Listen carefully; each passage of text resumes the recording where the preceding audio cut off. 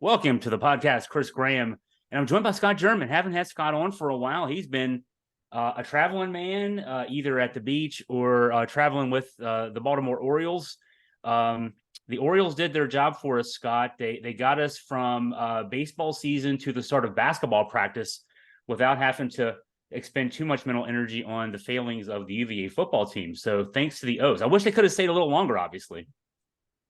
You're right. I wish they could have too. And it's funny. I sent a congratulatory email to the GM Michael Elias, and I actually got an email back today, as if he doesn't have enough going on with 16 arbitration eligible players. He took the time to send me a brief, but nonetheless, email back and thanking me for following the team and promised better things were ahead. Oh yeah. There's no doubt. All those arbitration decisions notwithstanding, good young core. They got some decisions to make. They got some guys who are in Norfolk ready to come up and start hitting the cover off the ball. So should be a good few years coming up in Baltimore, no doubt. You're right. They did get us through some pain and misery.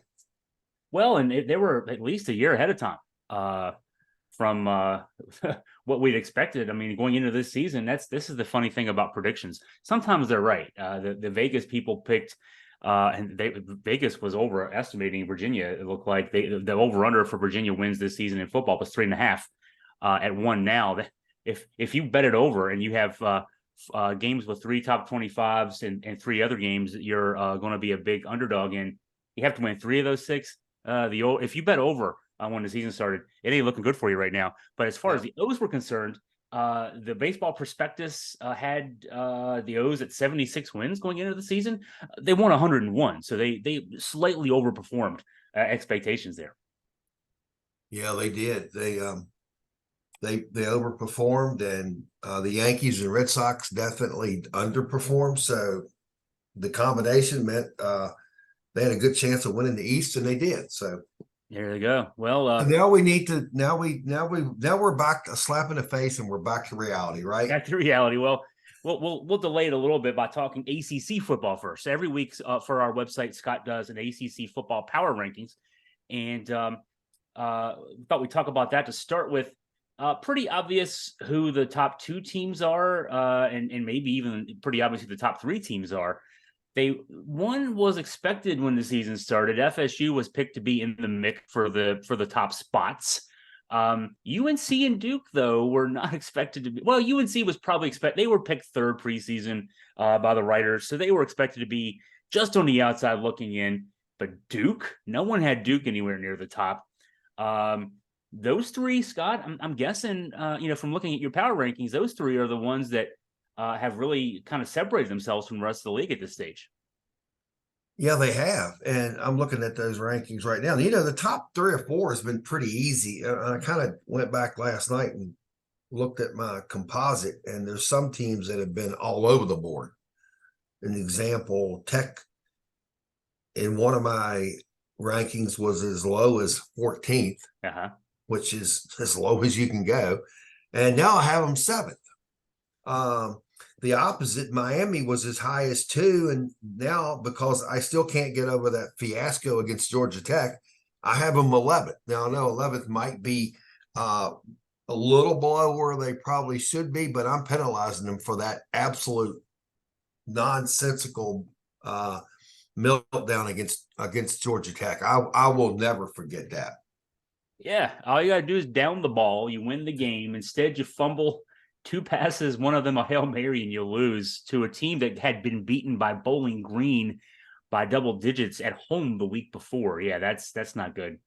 Clemson plays Miami this weekend. I know Miami's 0-2 in the ACC, so when I'm about to say, it might sound a little ridiculous, but this is sort of an elimination game in the sense of, okay, both those teams have 2 losses in conference play. So when I say elimination game, FSU and UNC are both unbeaten. Duke's unbeaten.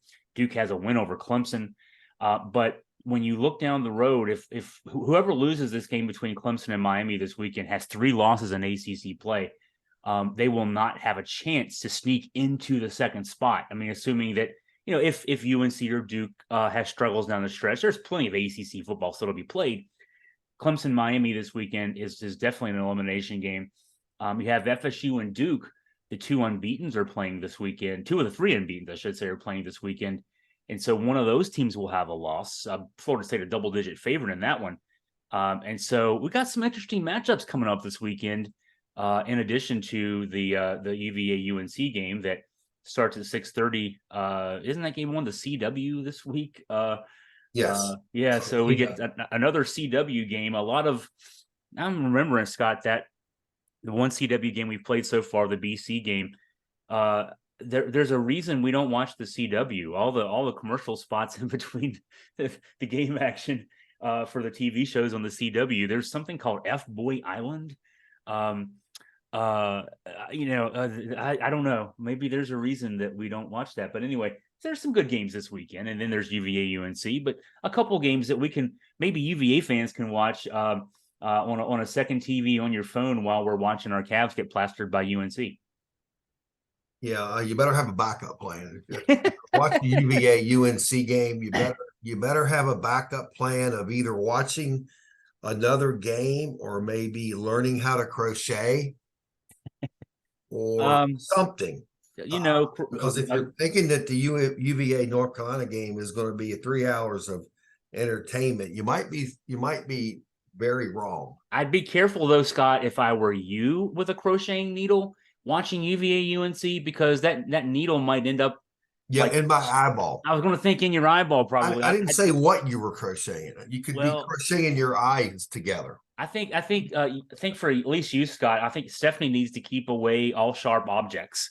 If you're going to have that game on the TV, which you probably will, because that's not going to be good. But what do you think as far as, so the big game of the weekend, Florida State and Duke? I'll say this about Duke. Second year with their coach, Mike Elko, who was their second choice for the job. Their first choice was Tony Elliott. We know where Tony Elliott ended up. He goes 9-4 last year. He's 5-1 this year with a 3-touchdown win over Clemson. The loss was a last-minute loss at home to Notre Dame, a team that the following week then went out and blew out USC. So, this is a pretty good Duke team. They've been battle-tested. FSU has been a little battle-tested. They won at Clemson. They beat LSU in the first week. FSU and Duke, this is the heavyweight matchup of the season, maybe, in the ACC. Hard to think that, isn't it? It is, yeah. Hard to think that. I'll answer that or go to that question. But first of all, if you look at my power rankings, the top 3 teams that I have right now in the ACC, 1 Florida State, 2 North Carolina, 3 Duke. We'll key on 2 North Carolina, 3 Duke. If you're a UVA fan, that should either give you awful despair. But if you're an optimistic UVA fan, that should give you a lot of hope that 2 basketball schools have positioned themselves to be this good in football, which to me shows you the right coach can get Virginia to where they want to be in this conference. The right coach. And I say that for Carolina. People were knocking on Mike Brown. He's too old. Probably is. But if you look at Mike Brown, he has surrounded himself with some good assistants that want to be in that program. Gene Chisley, who got blasted last year for their defense, 2 years into this, not even 2 years there at Carolina. Carolina's defense is now significantly improved. And then we have Duke, which you just mentioned, Mike Elko. I've watched a lot of these games, some live, some in YouTube, some in some shape to try to get a little better understanding of the power rankings. Chris, I don't think it's far off to say Mike Elko could be the best coach in the ACC right now. Oh, he took over a program that basically, I guess David Cutcliffe wasn't officially fired, but they just didn't renew his contract. But they were. And Cutcliffe was a legend at Duke. He was a great coach at Duke, but his last couple of years there, they were really subpar. They were 3-9 overall in 2021, 0-8 in the ACC. He turned that into 9-4 last year, 5-1 this year, it's not like Duke is Duke football anyway is out there getting, you can't get one and dones in football. That's just not working. It's not like in basketball. And also Duke isn't working the transfer portal and JUCO route any more than anybody else does. It's Duke. I mean, you got to get the kids in. And so very similar to UVA. And so, yeah, gosh, I mean, the fact that he's 14-5 since he took the job over. And again, a 28-7 win over Clemson in the opener. The only loss this year, that narrow, they had Notre Dame beat in the final minute and just couldn't close it out. What a job that guy's done, man. I tell you what, he's done a great job. Saturday against NC State, their first string quarterback Riley Leonard didn't play. The backup did an okay job. He did what he was supposed to do. Yeah. And they handled business. They just beat the daylights out of NC State, who was just offensively just lost. They also Duke beat NC State 24-3.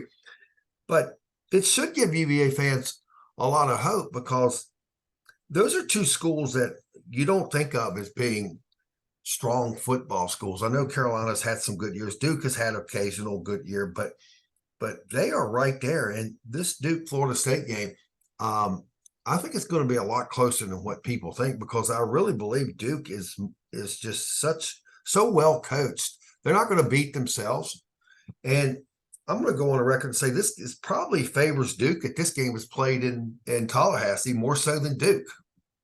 Yeah, because now I know Duke this year has been getting more fans at our home games. The opener with Clemson, there was many Clemson fans as there were Duke fans, but I was surprised there were a good number when Duke hosted Notre Dame. There weren't as many Notre Dame fans in the house as I thought there'd be. But yeah, the fact that they're going to be playing away from home, this is a Duke team that has a great defense, and it's definitely not going to be the double-digit game that Vegas is saying. This is going to be a barn burner of a ball game, getting back, Scott, to what you had to say about Duke and Carolina and how that can give hope to UVA fans. Another thing about Duke and Carolina, both are academic schools that, they play by similar academic rules as UVA does. Two different approaches or paths that you've seen those two programs have success. There was more of a long-term build with Mac Brown. He's been there this is like his fourth or fifth year.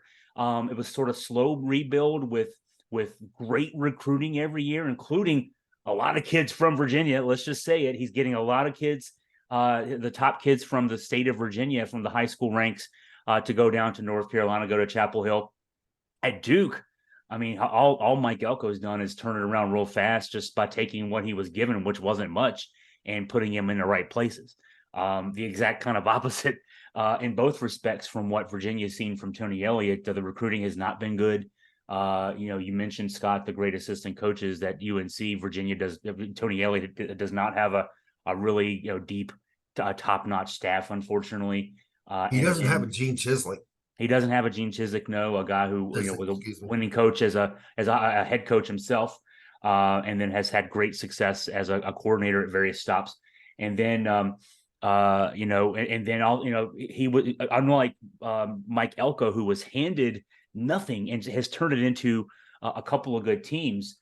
Tony Elliott was handed a decent program that had gone 500 each of the past two seasons before he took the job, but 2 years before that had gone to the Orange Bowl, and Elliott decided to completely dismantle everything he'd been handed, start over, and he's not been able to populate the roster with his guys yet to any degree that makes us see what he wants to do. So he's kind of done the opposite in both respects compared to Mac Brown and Mike Elko. Yeah, and I had a conversation with a Duke alumni this past weekend who had two daughters attend Duke and play sports, high level lacrosse. Duke is a high level lacrosse program. They take it very serious. And she commented that Duke is getting it. The athletic department, the administration, they're getting the importance of football, and sort of surprised a lot of people that they basically did not try to retain Cutcliffe, who was, like I said, maybe a Hall of Fame Duke coach. They felt like they could do better, and they didn't just keep him on to be keeping him on to get to basketball season. they wanted to improve their football program, and they took it serious, and they went out and did the research, hired who is turning out to be a great coach. Question now is, can they keep him? Yeah, that's the question. Yeah. So, yeah, I think the fact that we got Carolina 2, Duke 3 in my power rankings. Then you've got Clemson, Louisville's, more teams that are respected. Georgia Tech is making some inroads into improving in the ACC. So there's hope for UVA fans. I think if we get the program to where it needs to be, though, there's probably going to have to be a coaching change, and a lot of different moving pieces are going to have to change in order to get this going the way we want it.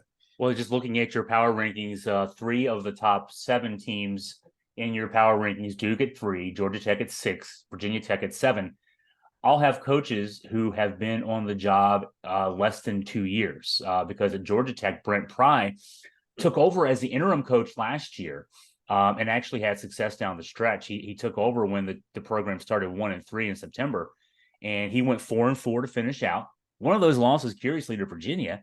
So it could have even been better for Georgia Tech last year. And he's 3-3 this year with that win over a Miami program that also has a second-year coach. And Miami's been in the top 25 most of the season, just dropped out after their loss to UNC. And so that's another program that has a coach that's Mario Cristobal, who's been there less than 2 years. At Virginia Tech, Virginia Tech started out 1-3 this year, looked bad in starting out 1-3, but they've gone 2-1 in the last 3 weeks. Brent Pry's second-year coach has that program maybe in the right direction. I mean, I'm looking at this Virginia Tech team and saying, looking at their schedule down the stretch, this is a team that's probably going to win 6 games at least. I mean, that's only going 3-2 in their last 5. And 6 wins get you to a bowl. It kind of reminds us what Bronco Mendenhall did in his year 2. You take a program that got its coach fired year 1, you kind of get things moving, you get pieces in the right places, you recruit a little bit. Year 2, you get to 6 wins, you get to a bowl.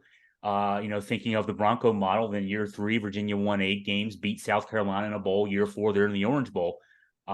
Tech, I mean, I'm not going to predict Orange Bowl for them in year 4, but they are making the steps you need to make. Georgia Tech is doing the same thing. I think Georgia Tech's a team that, and we'll see both these teams down the stretch in fact, both in Charlottesville for UVA coming up later this season. I think you see in both situations there, those programs are doing what they need to do to move things forward. So those are also examples of hope. And I agree with you, Scott, probably pending. Depending on how things go down the stretch here for Virginia, which we can talk about in a minute, probably pending a coaching change in Charlottesville. Yeah, I agree. So moving down, another key game in the ACC, I believe this week, Chris, is that Clemson game. Clemson hosting Miami. I believe they're hosting Miami. I think that game's in Coral Gables. Is it? Okay. Yeah, let me check that. Make sure. Probably be as many Clemson fans there as there will be Miami fans. It's at Miami. Yeah, you're right. As far as Miami home game attendance, yeah, there won't be many Miami fans in general. They play in a beautiful stadium. We've been there for the Orange Bowl, but yeah, Miami doesn't really draw much. That's an important game, I believe. I don't think either team has a wiggle room into the ACC. Maybe second, because that's the objective, is to finish at least second. Right. Clemson, maybe. Clemson's already halfway through their conference schedule, 2-2. Right. But that's a huge game for Dabo Swinney. Yes. Because if they lose to Miami, a reeling Miami team, and they fall to 2-3, I believe you're going to start hearing some rumblings in Death Valley. It's been a while. Yeah. The last couple of years, they put up for anybody else, nice records, decent records. I think they were 10-3 and 9-4 the last couple of years. I think that's right. But that's not good at Clemson. And that's not what they're built. That program's built for. That's it's not what all the alums spend all the money on there. And if they lose this game and they're 4-3 overall, 2-3 in the ACC, the losses being to Duke, there would be Miami this weekend. Florida State in a game that they very well could have won that game. A rebuilding but now resurging Florida State program under Mike Norvell. Yeah. And then on the other side, though, I mean, if you're Miami and you're Mario Cristobal, you started out 4-0. One of your wins was over Texas A&M, who, Jimbo Fisher's, struggling there too. But they have a good program. They played Alabama well. They've had a couple of nice wins this year. Miami beat the heck out of Texas A&M in that game. So Miami out with that great 4-0 start. I think they were mid-teens in the national rankings. You blow the game to Georgia Tech, you get your doors blown off by North Carolina. They lose this one and go down to 4-3. And I want to say Cristobal they either won 6 or 7 games last year. I mean, they gave him a lot of money to come in and rebuild things. And they're still, if they lose this game and they're 4-3, they're 0-3 in the ACC. They're still pretty much where Miami football's been since they fired Larry Coker close to 20 years ago. They had to run with Randy Shannon, where they were basically a 500 program. Al Golden, they were basically a 500 program. They had the one good year with Mark Richt. And even at the end of that good year, they got blown out in the last couple of games they played. The Manny Diaz era played out similarly. And then you'd have this now. And, what has to frustrate Miami fans, Scott, we look at this kind of stuff all the time, the data part of things. You look at the recruiting rankings every year, and I do this every year, and I even go back and look at, there are times I'll go back and say, let's look at how Clemson did over the last 10 years in recruiting, or how Miami did the last 10. Miami's always in the top 15, top 10 nationally in recruiting every year. They're great. They get great players to come through there. They just don't win with them. That's got to be so frustrating if you're a Miami fan. It's not like if you're at Virginia and every year in the national recruiting rankings, you're in the 50s or 60s and you lose games. Okay, there's a reason you lose games. It's, your coaches aren't getting great players. But if you're in Miami, you're getting NFL talent. You just ain't winning with them. So I think both sides in this game, not just for positioning for possible, hey, we might sneak into the ACC championship game, but these are sort of program defining kind of game for these two programs, I think. Yeah, I believe that either coach loses, whichever coach loses this game, they're going to start feeling the heat. And I go back to, if you're a Miami fan, how can you ever forget that loss to Georgia Tech? Yeah. I mean, Chris, if you were to transplant any JV football coach into that situation, and he had 30 seconds to look and see what the situation was, the lead, the amount of time, there's no coach in the country that's just not going to take a kneel down. Yeah. Simple a as that. JV football coach would know that. And Pee-wee level coaches, midget football coaches are going to say, Neil, come on, win the game. He was even asked about it afterwards, because apparently a couple of times this year, now they never had a game they had not to that point had a game that was a 1-score game where they had the ball to try to run the clock out, but they had not even kneeled down at the end of any of their other wins this year when they had the ball in that situation. And so a reporter actually asked, do you have a kneel down play in your playbook? I mean, that's a horrible question to have to ask, because you have to ask it. Do you have it in your playbook? Because you didn't use it. That's basic football. That's football 101. Yeah. And that's going to haunt him. Now, yes. If we're to start winning again and winning big, then that's kind of forgotten. But when you potentially going to lose your 3rd consecutive game, then that's going to come back on him if things keep going sour. So I'm going to skip down and make a statement. The middle of the ACC power rankings, they kind of flip flop. Tech is now all the way to 7 in my power rankings. They've played well. I wouldn't say the two teams they've beaten, Wake Forest and Pitt, they're both sort of tailing off. But they're wins. They're still wins. But going to I was just looking at this. My last 4 in the ACC begins with NC State, Boston College, Pitt. Despite Pitt being Louisville, I still have them down pretty low, and Virginia. What do you think the chances that all 4 of those schools are going to be looking for head coaches at the end of the season? Well, okay, I'll throw in at Pitt first. Pat Narduzzi, I don't know that he gets fired but I think he might be in line for that Michigan State job. So he might actually just get a promotion here. Right. Well, that's not fired. Okay. So, but at least looking for coaches. So just to clarify that, I think he's in the run. He would be a guy that I would look. I would also, if I'm Michigan State, look at Mike Elko at Duke. I mean, I'm thinking Mike Elko is going to be a guy who's going to be mentioned every time a big job comes up this year. And if he strikes while the iron's hot, he won't be there. He won't be at Duke very long to have a chance at having the shine come off there. In the next year or two. But Boston College, Heffley, I think. I mean, gosh, it's hard to say. If you are a longtime ACC observer, and certainly BC fans, remember, I mean, BC's had success, not just the Doug Flutie era. Even when they came into the ACC, BC had a pretty good program when they first came in the mid 2000s. They were a pretty solid program. That's where Matt Ryan was the quarterback. They were a top 5 program. I remember a game where they played Virginia Tech on a Thursday night, and both teams were ranked in the top 5. And that was like 2006 or 2007. So it's not like BC should be sentenced to forever being bad in football. They've had success there. They know how to win there. It's just been a while. And so, do you accept? Right now they're 3-3, 1-2 in the ACC. The one wins over Virginia. I don't know. NC State is maybe the most obvious one. And I'll say because Virginia's coach, Tony Elliott, he's a year 2 coach. We'll talk more about him, I'm sure, as we get towards the end of the podcast. But at NC State, Dave Doran's been there a while, I think 9 years now.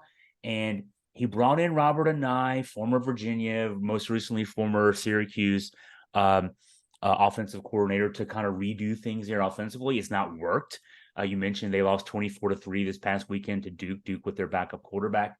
This was a team that preseason I thought could sneak into the ACC championship game. They're 4-3, 1-2 overall. They're 1 win over the 1-win Virginia team. I think Dave Doran, even if they go, I mean, they're 4-3 now. They win a couple games, go to a north of the Mason-Dixon line bowl game. I still think that six or 7 wins even probably gets him pushed out the door. Yeah, I agree. And again, Pitt, you're right. They could lose. The team may have a couple more wins, but he could easily go to Michigan State. He seems to fit there. I mean, he does. He has ties there. That job is a prestigious job. Mel Tucker was getting paid $9 million a year. He's now gone. They're going to look for a guy who can get things fixed. And Narduzzi just seems like the kind of guy.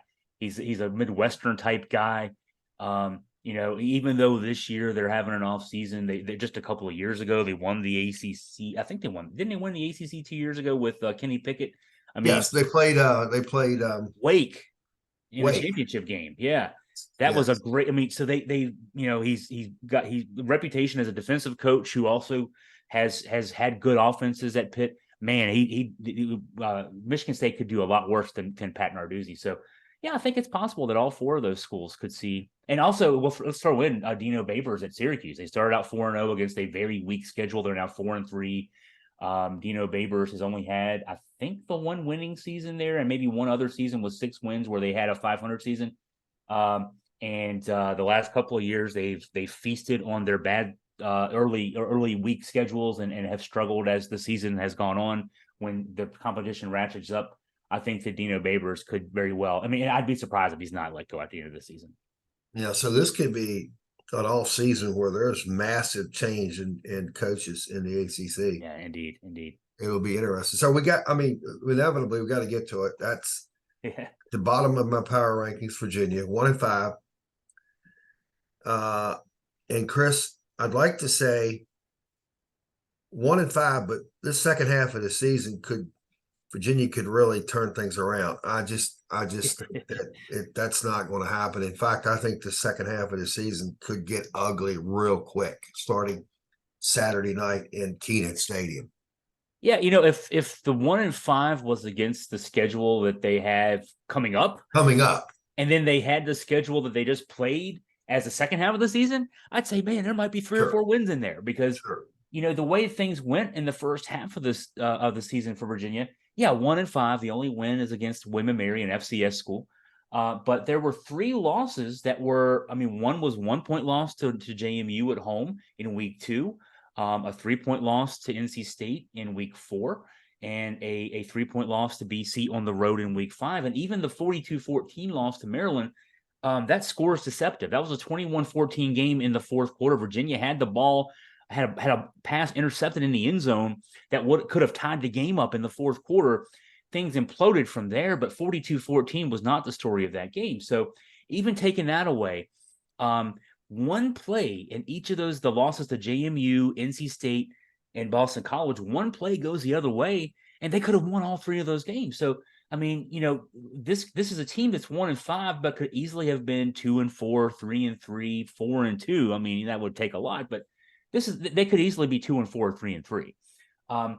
But that said, they're not. They found ways to lose those games that they probably could have won, should have won.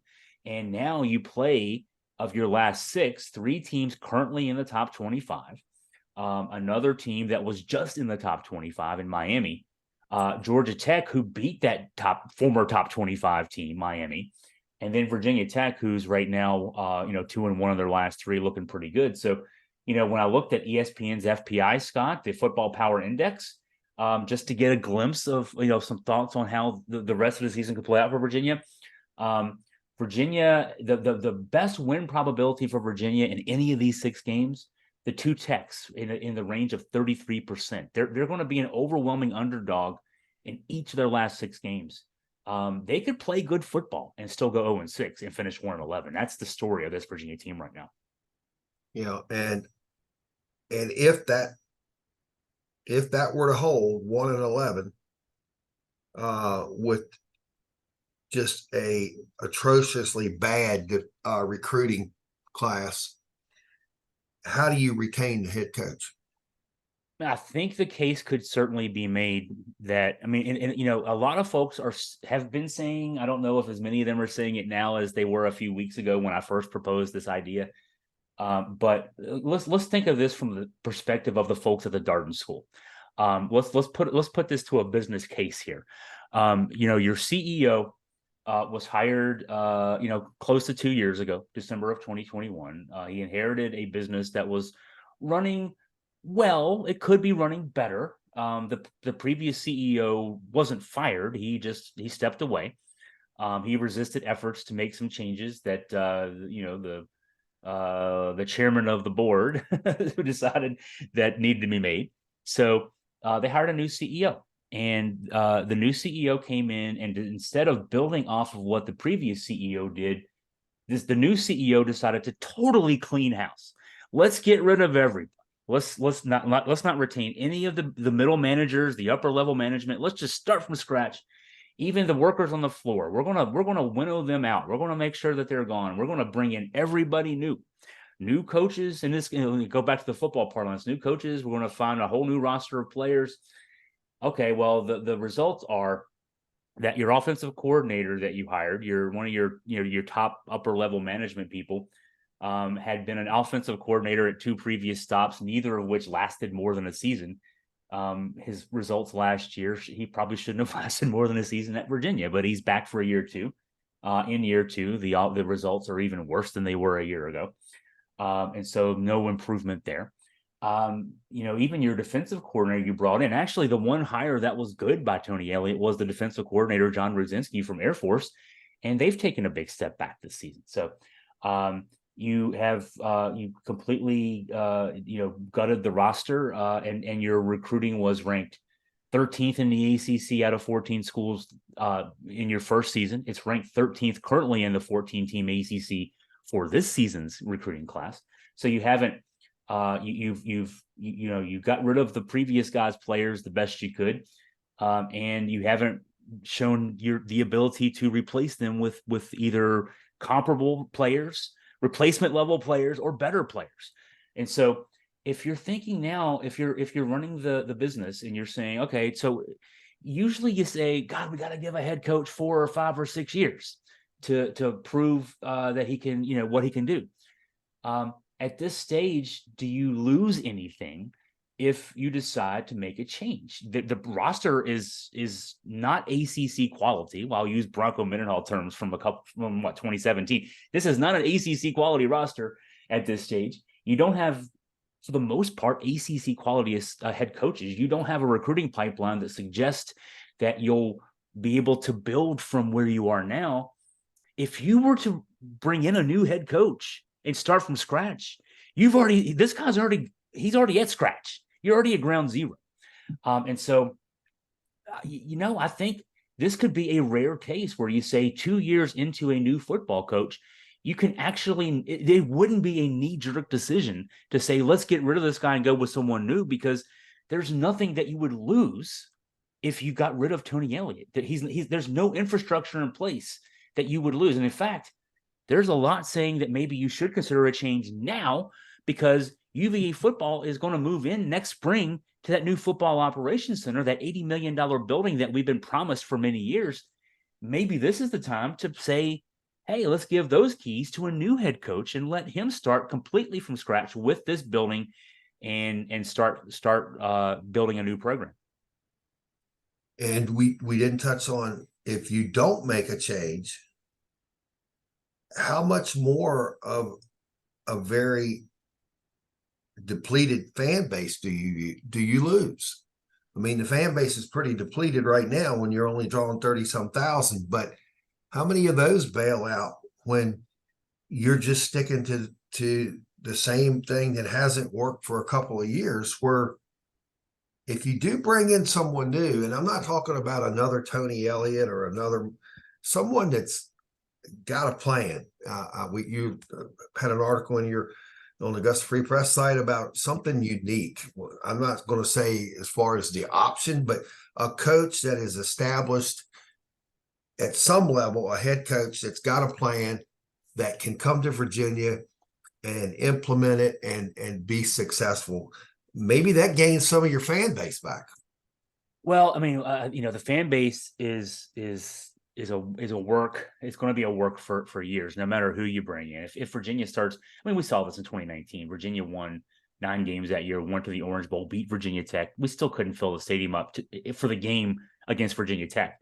That game was for a berth in the Orange Bowl. The winner of that game, Virginia Tech, was going to go to the Orange Bowl. Virginia couldn't get 60,000 people for that game. So, and Virginia hasn't had 60,000 people to a game since 2008. So the fan base is, and I think, honestly, Scott, I think that the attendance we see at Scott Stadium now, we are at the point where these are the people who are going to come no matter what. And so we're at the floor. We're at the nadir of UVA football. Can it get worse? I mean, if this team goes 0-6 down the stretch and finishes 1-11, yeah, it can get worse. They can go 0-12 next year, but I mean, can it get worse than where we are right now?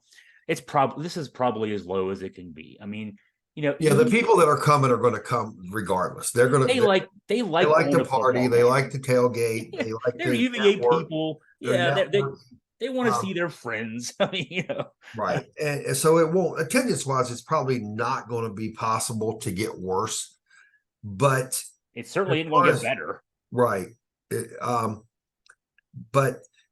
And it may never be. I think I saw that down the road there's some plans on renovating Scott Stadium. Well, that's going to be like Kenan Stadium when they took out 12,000 seats, and that's okay because people. I mean, even the big schools are not. I read a story that Alabama had almost 6,000 empty seats. Now, a stadium seats 90,000, but still, with the technology of being able to sit at home, watch it on a great TV, look at the stats. We could follow the same stats we get in the press box from home. It's just being at the live event is not as important as it was 10, 12 years ago. So I'm not worried about the attendance as much as it's just the fan base, the alumni that are going to support the program with money. Right. That's the big contributions too. I mean, those people that make big contributions are successful business people, and it's going to be hard to convince them to keep pouring money into a program that they feel like is completely broken.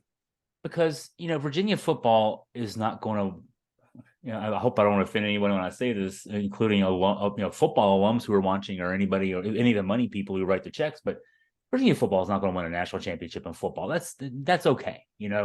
We had a team that was ranked number 1 for 3 weeks back in 1990 when I was a first year student at UVA. It seems like yesterday. It also seems like 100 years ago. But in this day and age, I don't see that possible. But I do see possible that a Virginia program can go kind of like the George Welsh floor back in those days. 7 wins in an 11-game schedule. You can win 7 or 8 games a year at Virginia if you do the right things. And so, but I was going to ask you this question, Scott, because it just came to mind as we were talking about this. The last time Virginia had a double-digit loss season, well, there have been 2 in the last 15 years. In 2013, the Mike London team went 2-10, lost 9 straight to end that season. And in 2016, Bronco Mendenhall's first team, after he got the job after London had been fired, went 2-10. A couple differences there. Mendenhall's second team went to a bowl. His third team went to a bowl. His fourth team went to a bowl. His other 2 teams would have went to bowls if not for COVID. Mike London followed up the 2-10 season in 2013 with a 5-7 season in 2014, 4-8 in 2015. They were competitive teams. Those were actually pretty good teams. A lot of those losses were close losses.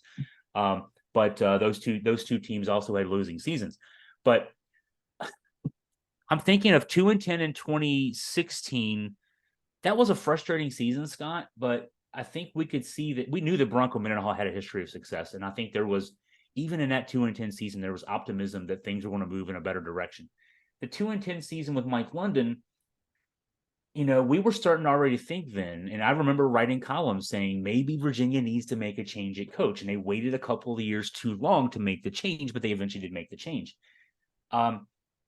So I didn't despair either of those 2 years that there wasn't something that was going to change and move things in a positive direction. Scott, I despair now that this team could finish 1-11, or I think best case is 2-10 with the schedule we have coming up.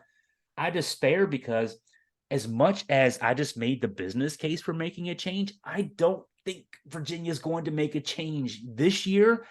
I don't even think, Scott, that another bad year next year forces a change. I just don't see Virginia doing that. Talk me out. I'm the one who talks you off of ledges all the time. Talk me off this ledge. I just can't get over how I think the inertia at UVA Athletics is going to win out here. Talk you off a ledge and trying to convince you that they will make a change if the team finishes 1-11 or that 10 or that there's a hope that, because if they go 1-11 this year, don't make a change. If they go, if they go 3-9 or 4-8 next year, you're still also ran a relevant program. I think if no change is made in the next couple of years, and we just keep saying, let's just try doing the same thing over and over and expecting a different result, the definition of an insanity, the classic definition of insanity, Virginia football is never going to be relevant ever again. I'm not, I'm in my 50s now. I want to see a Virginia football winning program sometime before I die in my 70s or 80s. I don't know that if the next couple of years play the way they are, that we'll ever see. I see us going more back in reverse. We're almost we're completely undoing the George era. We're going back into the Bestwick and the Sonny Randall and previous coaches era, where we're just going to be this bad every year. Because I don't know. I don't sense that there's anybody there who wants to see things get better. Well, I think that you're right in some ways, is that the problems with Virginia football, I believe, Chris, go deeper than the head coach. I think it's in the administration. And I'm not sure if the current administration is capable of making those decisions, that you have to let a coach go after a 1-11 season, based on the recruiting, based on the confidence that the alumni, the confidence that the donor base has. But I do believe that there are a lot of smart Virginia alumni, both former football players and business people, that realize that there has to be a change made.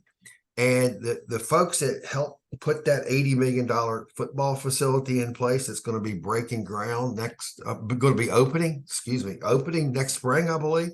Yes. They didn't donate that money to have no hope. I believe that if it's just money we're talking about, of what it would take to buy out Coach Elliott, I believe that will be found, and I believe that there's going to be people out there that realize the right coach can make this program significant again. And the right coach, I'm talking about what Duke did what Duke did with Mike Elko, what Carolina did with Mike Brown. And, go back a few years ago, Mike Brown wanted the Virginia job. Oh, back. Yeah. Well, he also, way back in the day. Yeah. And I believe that there's a smart enough UVA alumni out there that realize the potential that Virginia has. And it may not be playing in the college football playoffs, but getting to good bowl games, winning 8-9 games, being on national TV, being in the spotlight, is there with the right coach. And for that reason, I think your despair is warranted in some ways, but I don't think you have enough I don't think you have enough faith in your school to think they're going to continue to let this just rot on the vine, because it's rotten on the vine. It's just a matter of when that fruit drops off to the ground. I have no faith, because I've seen what they've done in the past. They let Pete Gillen stay as the men's basketball coach a few years too long. They let Mike London stay, at least 2 years, maybe 3 years too long. Probably two years is the fair way to put that. But Chris, was Gillen's program, and even London's program, didn't I don't think reached to the depths of where this football program is right now. No, Virginia football was 2-10 in 2013, as I mentioned, and he got 2 more years after that. Pete Gillen went to 1 NCAA tournament in his 9 years in Charlottesville. And they didn't go, have 20 lost seasons or anything, but they were not competitive to the degree they needed to be. The only change made in the last 20 years that was timed perfectly was the Dave Lato move in 2009. He had been the ACC Coach of the Year 2 years prior in 2007. And after one losing season was let go. And of course, we end up with Tony Bennett. History is rewritten. But that was one lucky move, and we ended up with the perfect guy. But other than that, what you said lucky, but again, was it luck, or was it just the right people searching for the right head coach? But lucky in the sense that it worked because but you had Virginia win against their own type there when they said 4 years. We're going to get rid of you, even though you've only had one bad season. That's not, they didn't do the same thing to Pete Gillen. They gave Pete Gillen several years after his first bad season. And they got rid of Lato quick. And I say lucky because if they waited a year, Tony Bennett may not have been on the market anymore. That's the timing. It was perfect. It was serendipity. If Tony Bennett's not the guy, do I have this basketball behind me? Do I have this picture behind me? Or, do I have the confetti that's somewhere behind me here from the championship game in 2019? Probably not, obviously. That's why I call that luck, because they went against what they normally do. I fully expect. Now, I want to end this though on a positive note, because there are going to be people saying they haven't even played these 6 games, Chris and Scott, and you're already putting them at 1-11. Yes, we're looking at the schedule. We're looking at the win probabilities. 4 of the games have win probabilities for the opponents of 87% or higher. Those games involve Duke, who we just talked about, who could very well be in first place in the ACC after this weekend if they upset Florida State, which in our minds wouldn't be out of the realm of possibility at all. That's a good Duke team. Certainly the Carolina game this weekend. Carolina's a team that is unbeaten in top 10 right now. They're going to, they're a 23.5 point favorite for a reason this weekend. The other game is Louisville at Louisville, a team that's got 1 loss this season. An impressive win over our Notre Dame team. It's a really good Notre Dame team. So if Virginia is to win even a couple of games here and go 3-9. All right. So let me pose this to you, Scott. Okay. This schedule, we would just said 0-6 is likely in the second half of the season. If Virginia sneaks out a couple of wins here, goes 3-9, after that game with Virginia Tech, end of the season, Saturday after Thanksgiving, if Virginia's 3-9 after that, what are your thoughts? If they're 3-9, I think that's a little different because that means there's two wins in the last 4 games, and those 2 wins are going to come against, even if they were against Georgia Tech and Virginia Tech. I mean, Tech is improved. Virginia Tech is improving. Georgia Tech has kind of been up and down, but they're trending up. Yeah. I think that's a different story. I think 3-9 might save Tony Elliott. But in my opinion, 2-10, 1-11, that's not going to save him. And I do the power rankings. I probably spend a lot more time than I should because I think I like to do it. Yeah. And I watch all these teams, and if I don't see them in person, I go back on YouTube and kind of watch some highlights. You can go to YouTube and watch any of these team highlights. So I'm not saying I'm this great prognosticator, but I've seen these next six teams play, and there's a far greater chance that we lose all 6 than we win 2. That's the way I look at it. I think there's a greater chance we run the table and lose them all than win 2 out of 6. I think that's fair. I mean, I think the Georgia Tech game is the one to circle because they've been up and down. They beat Miami. They lost to Bowling Green. So they've been up and down. Virginia Tech, I think if they were wearing different uniforms and their name wasn't Virginia Tech, I mean, I think that's a team that Virginia could beat at home. But that series has its own idiosyncrasies that Virginia just, for whatever reason, in the last 10 years, Virginia's won one of those games. And you can't tell me that in the last 10 years, Virginia Tech, there's been one or maybe 2 years that Virginia Tech has been markedly better than Virginia. I think 1 year they've been markedly better than Virginia. I think the other 8 or 9 of those years, they've been at least even. And I think Virginia's been better several of those years, and they still have 1 win in that series. So, so that one, it's hard for me to say Virginia will win that game, but Louisville, the loss to Pitt gets my attention, even though that was at Pitt and, whatever, a trap game and all that kind of stuff.